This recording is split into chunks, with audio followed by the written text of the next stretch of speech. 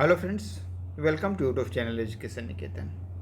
आज के इस वीडियो लाने का मेरा मुख्य उद्देश्य केवल दो बातें हैं। पहली बात कि कल जो प्रोटेस्ट होने वाली है उसके लिए आपको क्या करना है, और दूसरी बात कि बीपीएससी ने जो ऑफिशियल नोटिफिकेशन जारी किया है और जिसमें रिजल्ट डिक्लेयर करने की टेक्निक बताई है, इक्वी परसेंटाइल इक्वेटिंग टेक्निक।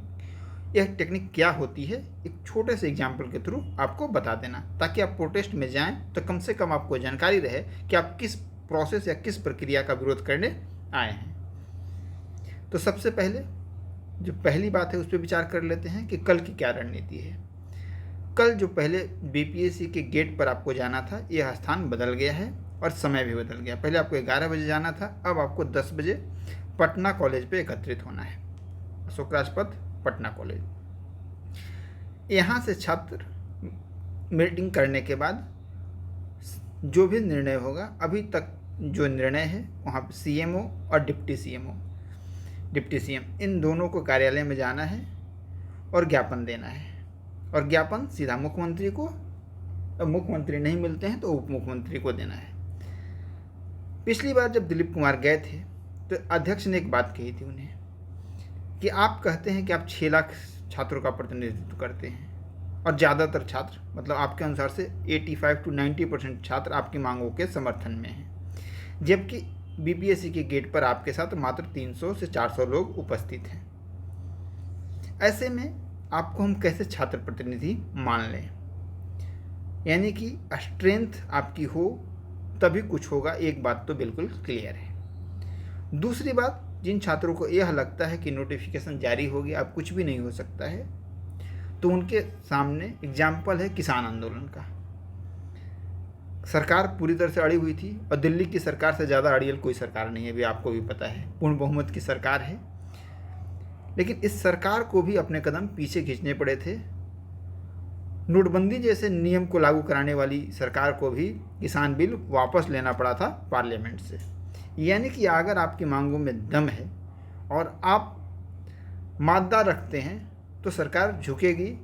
ये तो छोटा सा नोटिफिकेशन है जो कि आसानी से विड्रॉ किया जा सकता है। तो जो लोग ऐसा सोच रहे हैं कि बिल्कुल नहीं हो सकता है, तो हो सकता है।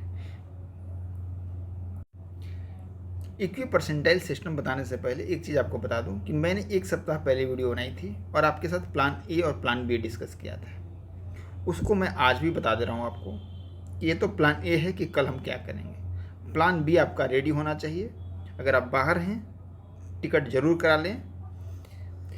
अगर आप पटना में हैं, आसपास हैं, तो पूरी फोकस तैयारी पे रखें।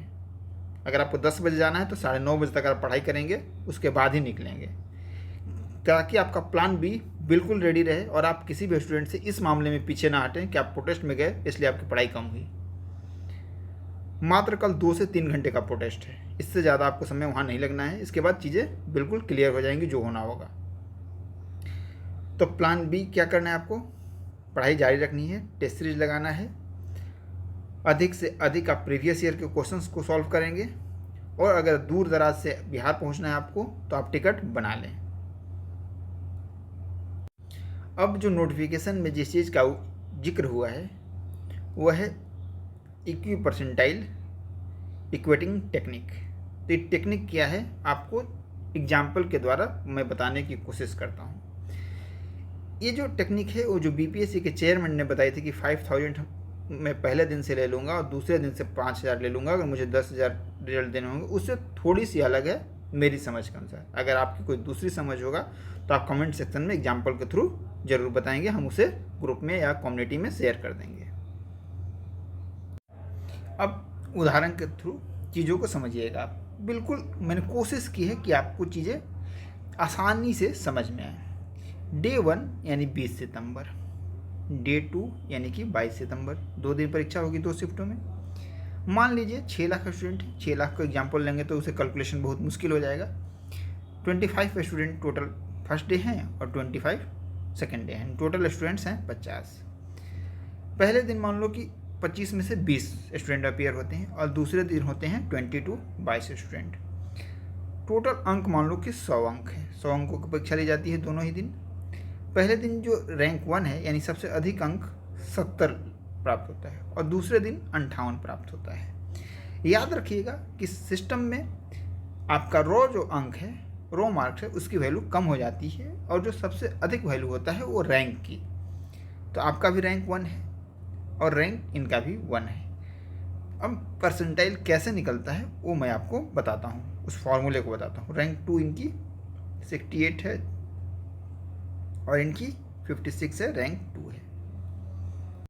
अब देखो जो फॉर्मूला है वो कहता है कि माई परसेंटाइल रैंक, आपकी परसेंटाइल रैंक कैसी होगी, तो टोटल नंबर ऑफ स्टूडेंट।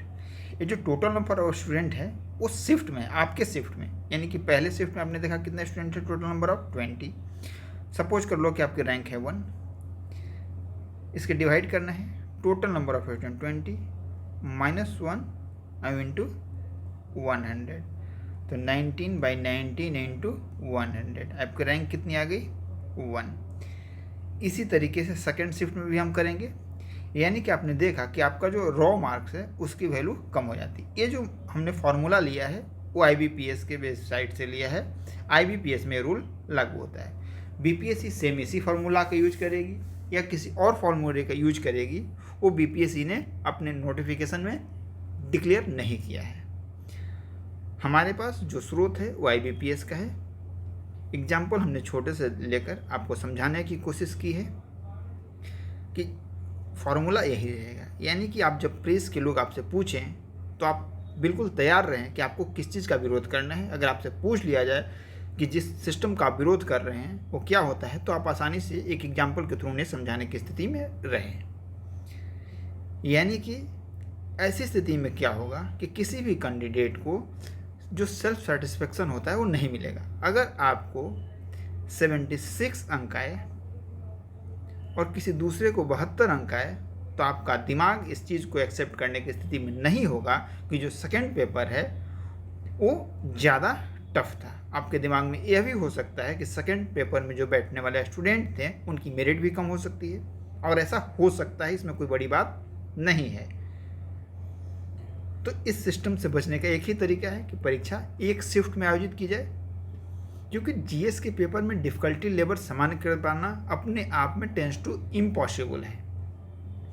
मैंने पिछली बार भी आपको एग्जाम्पल दिया था कि अगर एक सवाल पूछ लिया जाए कि हुमायूं के पिता का क्या नाम है, तो लगभग ज़्यादातर स्टूडेंट बता देंगे, लेकिन हुमायूं को माता का नाम पूछा जाए तो स्टूडेंट को बताने में मुश्किल आएगी।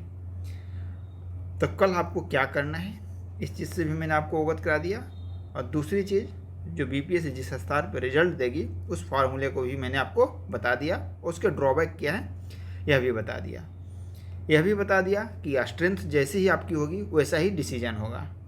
अगर आप चाहते हैं कि किसान आंदोलन की तरह डिसीजन आपके फेवर में हो, तो जितने किसान अडिग थे मोदी सरकार को उन्होंने झुका दिया, तो इस काम को करना बेहद मुश्किल काम नहीं है। अब भारी से भारी संख्या में पटना में आए और कल प्रतिरोध में शामिल हों। जो भी होगा 1-2 दिन की चीज़ें अंदर क्लियर हो जाएंगी। प्लान B पे भी आप काम करते रहें। मान के चलें कि अगर परीक्षा में अंतिम स्थिति में देनी भी पड़े तब भी हम औरों की तुलना में पीछे नहीं रहेंगे। धन्यवाद।